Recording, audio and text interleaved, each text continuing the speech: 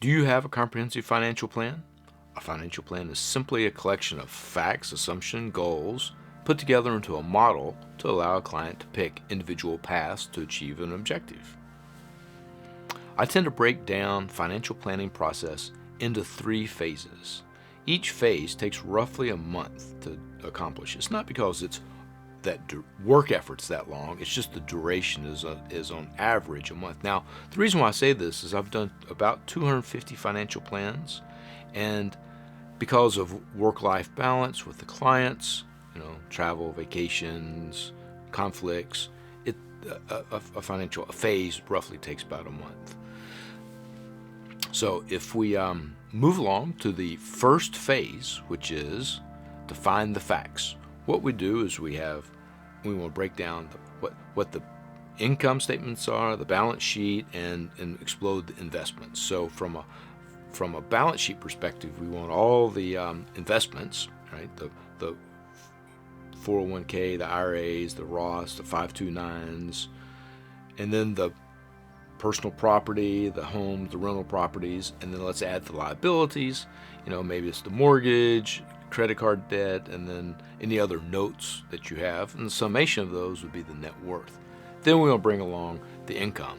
So we want to make sure we get the salary, the Social Security, the pensions, the K1, any K1 incomes, any other incomes that we have that we can model, right? And then when we move along to investments, what we want to do is we want to break down each individual investments to the underlying holdings, the number of shares, and the cost position.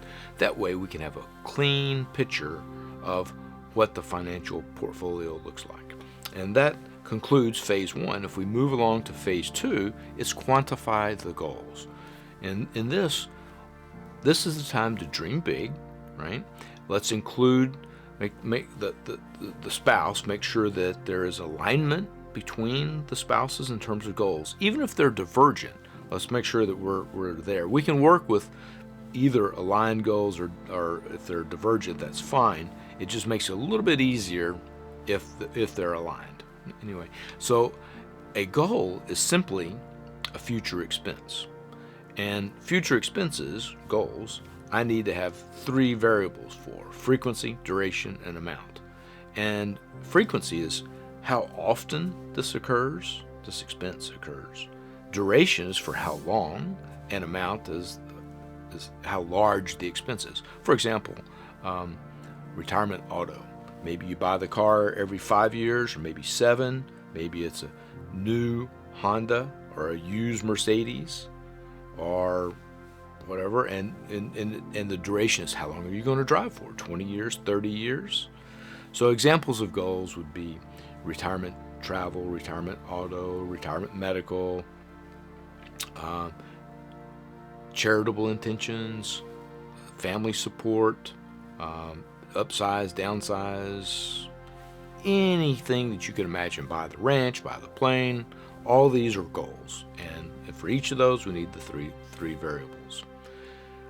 So that's phase 1, define the facts. Phase 2, quantify the goals. And then we can move along to phase 3, which is to build the model. And this is it's a visual process, it's virtual, and it's real time. And when I say it's virtual, what I mean by that is it's ideally suited for using Zoom. And I've used Zoom for this for years before COVID. And the reason why is because it's just perfect. So I can cast my screen onto a screen share, and we can hear over the phone, and it doesn't matter if we're in the same office, we're going to be using 2 different screens, or in different states, it's the same thing. So it's ideally suited for virtual work. Now, when I say it's visual, what I mean by that is there's a process. Once we have the facts and the goals done, then we move to the discovery process, because we've included all the goals that you could think of, and we can see what is possible now. So let's visualize the y-axis is the portfolio value, and then going across the bottom is the x-axis, and that would be in years. So we got value going up and years going across. And it's now to the end of plan. End of plan is just a nice way of saying to the second to die, till everybody passes away. So With none of the goals turned on, maybe what happens is your portfolio grows until you retire, and then you begin a drawdown phase, and it does one of these things. And we can add the goals, which is retire early or buy the ranch or charitable, and this model reacts real time at this point. So it's a very visual process. It's very clear if we don't have a good plan, because you run out of money before the plan's over. Not a good plan. Which brings up the next point. How do we validate the data? How do we know we've got good data? How do we know we're going to get a good outcome? Well, the inner accountant in us can come out at this point, and if we want to reconcile something from source data straight to the cash flow report, which is what backs up this visual report that we're running, we can do that. And there's a ledger that we can use. We can go, and we do frequently. We prove these numbers because we have to have trust in the facts of the, review our assumptions, make sure the facts are right, make sure the facts were entered correctly, and that it's accurate. Once we have the facts set up, the goals set up, and we have built the model, and we have faith that the underlying data is accurate, then we can start questioning, are the projections accurate? Going forward out 20 or 30 years, which is, a different science. So what we do there to find if we've got a good financial plan is there's three methods that we typically use to validate a financial plan. The first method is, as we referenced earlier, it's just a straight line number. If you run out of money before you're passing away, it's not a good plan, right? So that's straight line. Number two is the Monte Carlo stress test. Now, this is the industry gold standard. It's a statistical probability testing methodology. What we do is we hold all the variables constant in your financial plan. We vary the rate of return, both up and down, 1,000 times. And we try to land the plan, and you end up with a scatter plot diagram, and we throw out the outliers, and we try to end up with about an 80% probability of success, and then we say we've got a good plan.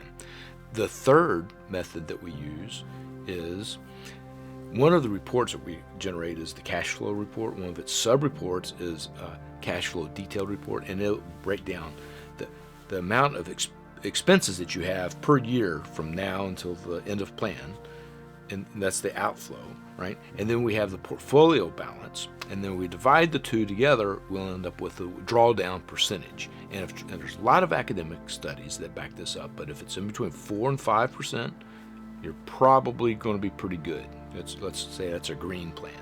If it's 5, 6, maybe it's yellow. 6, 7, maybe we need to look at it and test it. Every case is different. There is no right answer. It depends on lots of factors, but those are general rules of thumb. So that's the three methods that we look at to validate, to see if a financial plan is a good plan.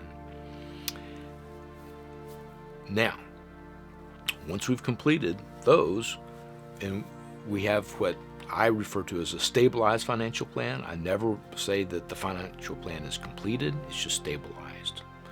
So in summary, I would say that everybody needs to have a comprehensive financial plan, and furthermore, it should be updated whenever the life events change, life facts.